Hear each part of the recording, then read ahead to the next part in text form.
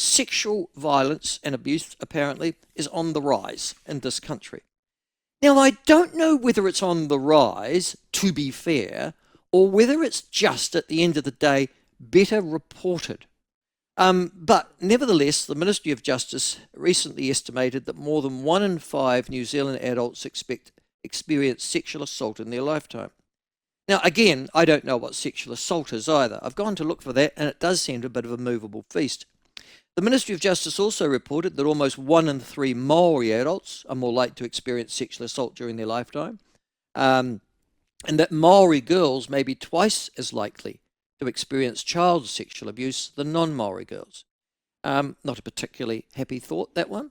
But there is now also a suggestion that social media is making it worse. But the sexual abuse statistics in general for New Zealand, they're a funny mess, I have to be said. The long-term effects of sexual abuse on children are well documented and correlated. There's obviously the sexual abuse and state care issue, which is bubbling along at the moment, won't be going away. They're meant to contribute to almost every known mental health disorder.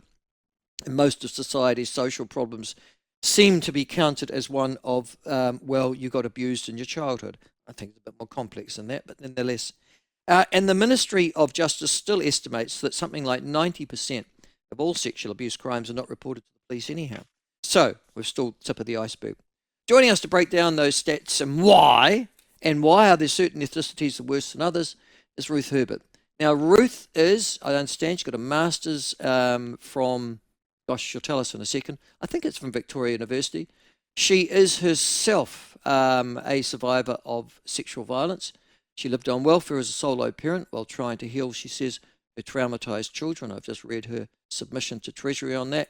And she is now grounded well and truly in academic and professional experience on this matter.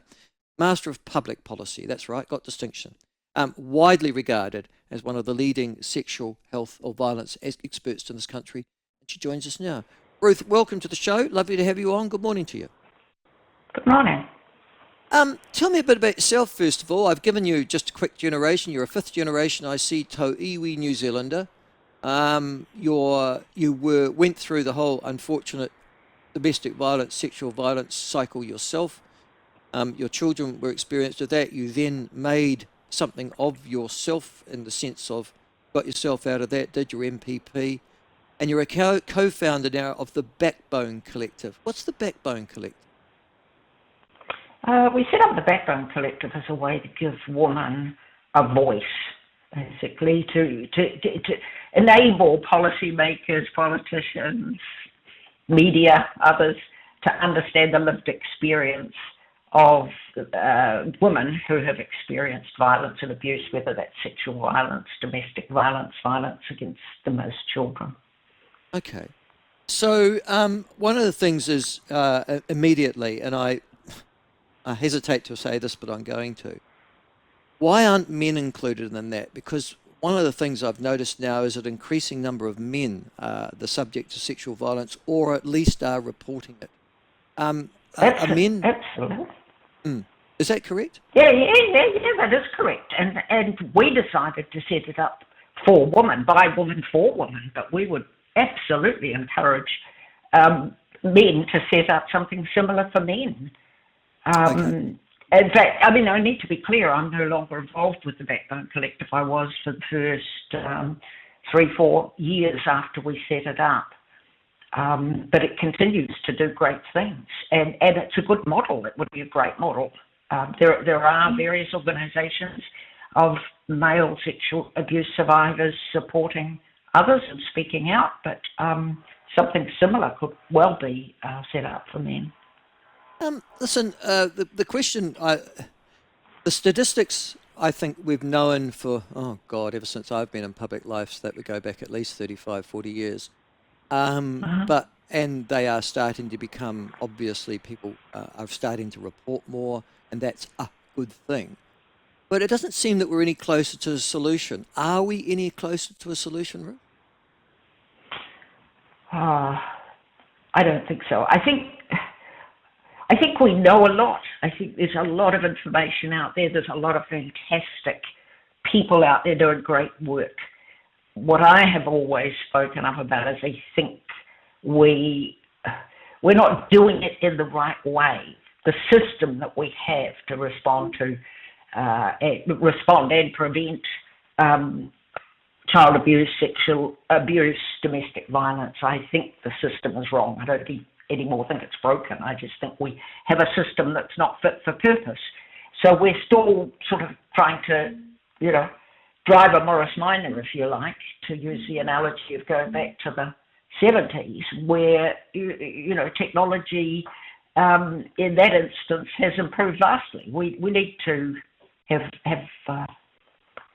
a transformation, basically, of how we respond. Yeah, about 4 or 5 years ago, just prior to COVID shutting us down, which meant a lot of stories, ironically, in about 2020, 21 got lost. But this one just struck me, that the cost of sexual violence in this country, I don't know how they estimate it, but nevertheless, it's a huge sum. Per year, Ruth, was estimated at $6.9 billion. That's the damage that has been created by it. So I would suggest there's an economic driver to try and find a solution, wouldn't you? Absolutely. I mean, I wrote about that in the Way Forward paper I did in 2014. I cannot see why the country is does not have this at the top of the list of things we want to invest in when it costs us so dramatically. I mean, I think I did a business case in that report, modelling on the Treasury's own business case template, and showed something like for every dollar invested, we could get $8 in return if we set up a fit-for-purpose system. And I still, to this day, it completely perplexes me as to why we are not seeing the reason, that this is... Okay, well, I'm as an outsider, as somebody who's not involved in, if you like, the issue or the industry, is one of the reasons that you've got to ask questions that are just too embarrassing for New Zealand in the 21st century. No, I don't think so. I don't think that's why we're not doing it. I think it's that we're blind to it. I think that How can we be blind to something like child abuse and the number of people who are sexually abused and assaulted in this country? Why are we blind? Why do we make ourselves willfully so? Well, you'd have to ask those that are. But we have the highest rates of sexual violence, domestic violence, child abuse, youth suicide. Many of these linked up social issues. We're the highest amongst the highest in the Western world. Yep. And why it's not our number one issue buggers me. I don't know. No, listen, I'm on your side, and I'm a conservative. I don't understand either.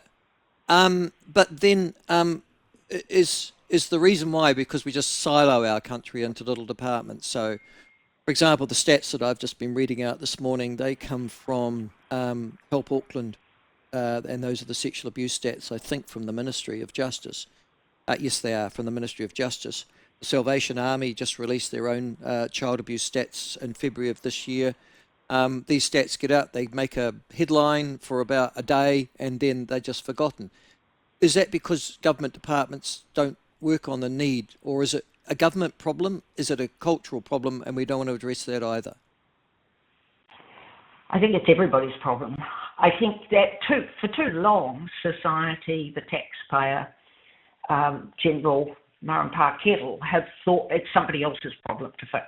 Nothing I can do about it, it's somebody else's. We've chosen to turn a blind eye to it. We've chosen to see our country as the land of milk and honey, the greatest place to raise a child, and yet pull back the veil and there's all of this dreadful stuff happening. So I think it's everybody's problem. I think it's not going to change until everybody wakes up to that this is their problem. And in fact, it is their problem when the statistics are so high.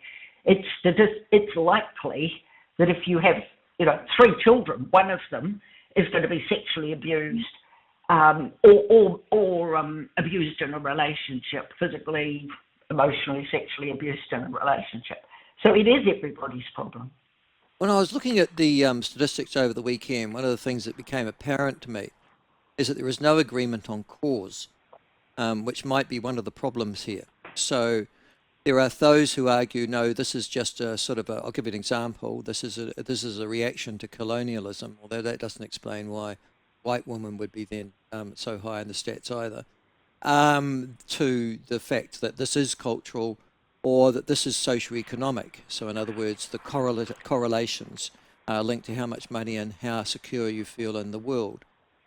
Is that a problem, that there isn't agreement between those who study this issue as to cause? It's a good question, and it's a common question. There is no one-to-all cause. There are multiple pathways to this experience. And if you were to really boil it down, if you were looking for a cause, it is about entitlement, it's about power and control, it's about ownership, it's about behaviour.